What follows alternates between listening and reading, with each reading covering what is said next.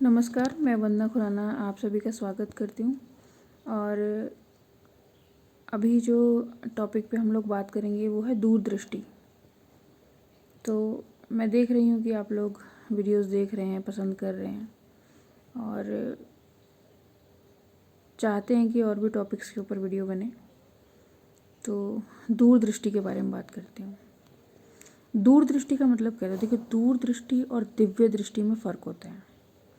जो दूरदृष्टि है वो आपको दूर का देखना, दूर का सोचना, दूर की समझ, यानी कि मैं आज क्या करूं या मेरा जो आज का कदम है वो आगे क्या लेकर आएगा, कैसे रिजल्ट लेके आएगा, तो वैसा सोच के कार्य करना कि जो आगे आने वाला समय है। देखिए, मैं भविष्य को नहीं मानती, भविष्य जैसी कोई चीज़ नहीं होती।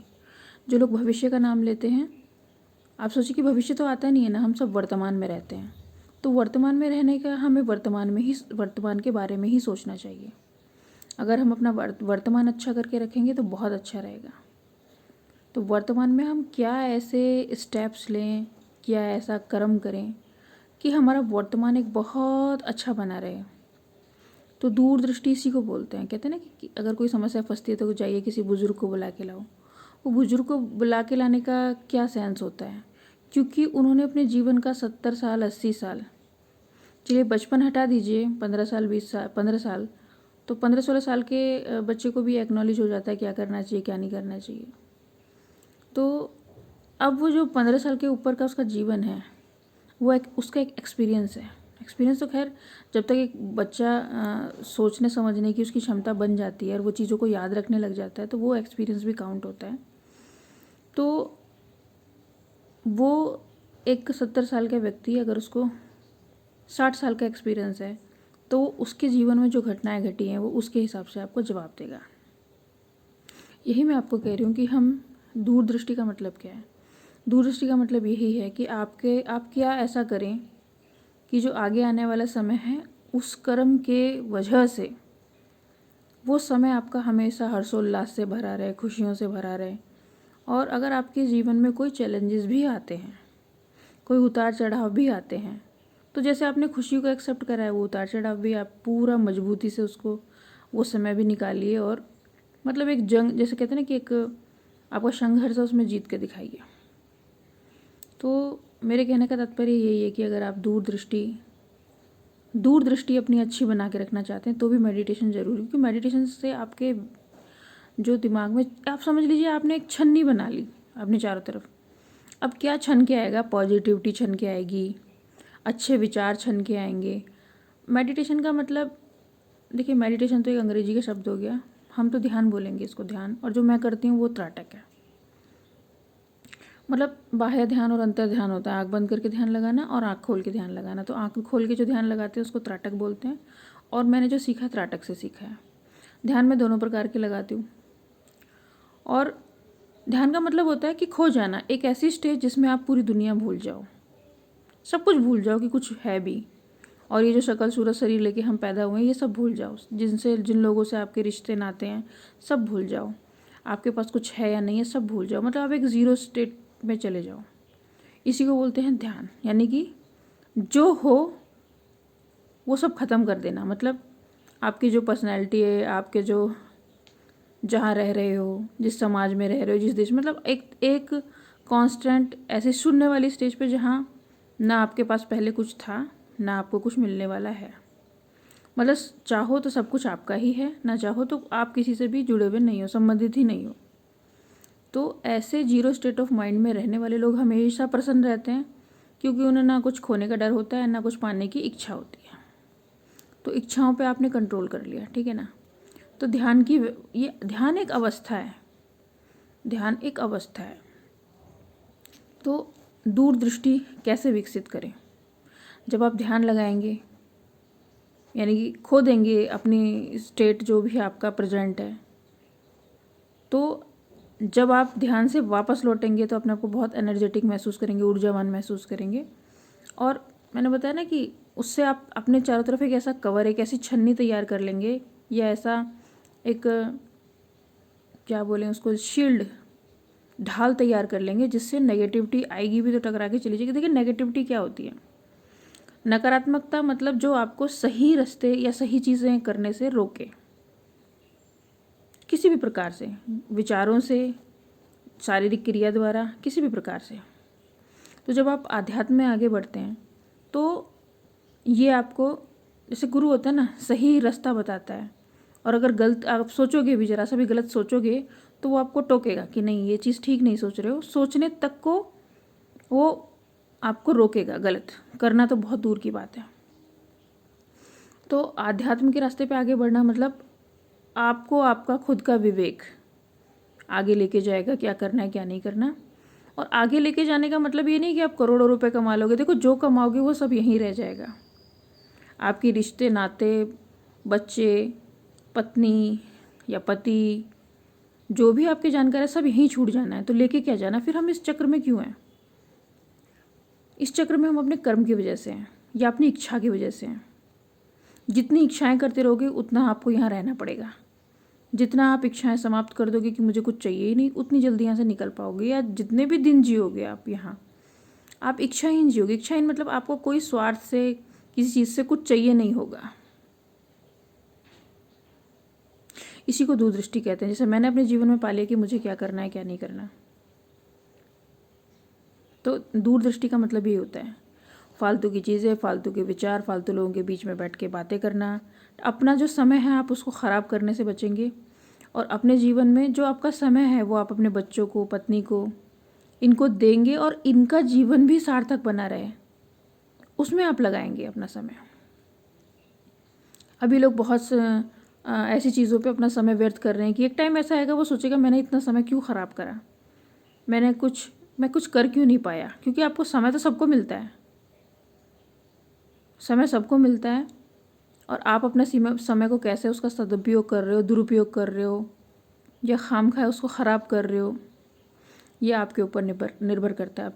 इसी को दूरदृष्टि बोलते हैं कि हम आज क्या ऐसा करें कि हमारा वर्तमान अच्छा रहे। सिर्फ वर्तमान पे कंसंट्रेट कीजिए, वर्तमान पे फोकस कीजिए, वर्तमान पे ही ध्यान लगाइए। आप सिर्फ और सिर्फ अपना वर्तमान अच्छा कीजिए। अगर आप विद्यार्थी हैं तो कोशिश कीजिए कि हम जितना ज्ञान प्राप्त कर सकते हैं, जितना पढ़ सकते हैं, जितनी नई चीज़ों को जान सकते हैं। देखिए पढ़ाई करना, डिग्री लेना एक अलग चीज़ है, लेकिन डिग्री लेने के साथ साथ, जैसे मैंने भी डिग्री ली हुई है, मैं एडवोकेट हूँ, लेकिन उसके अलावा भी मेरा मन करता है कि भाई मैं दूसरी चीज़ों के बारे में जानूँ। तो नई नई चीज़ों के बारे में जानूँगी पढ़ के, सुन के, या रिसर्च करके। रिसर्च करने में किताबें भी आती है, इंटरनेट भी आता है, या कोई ऐसा व्यक्ति जो उसके बारे में बहुत ज़्यादा जानता हो या पर्टिकुलर उसी सब्जेक्ट के बारे में जानता हो, तो उससे भी आप पूछ सकते हो।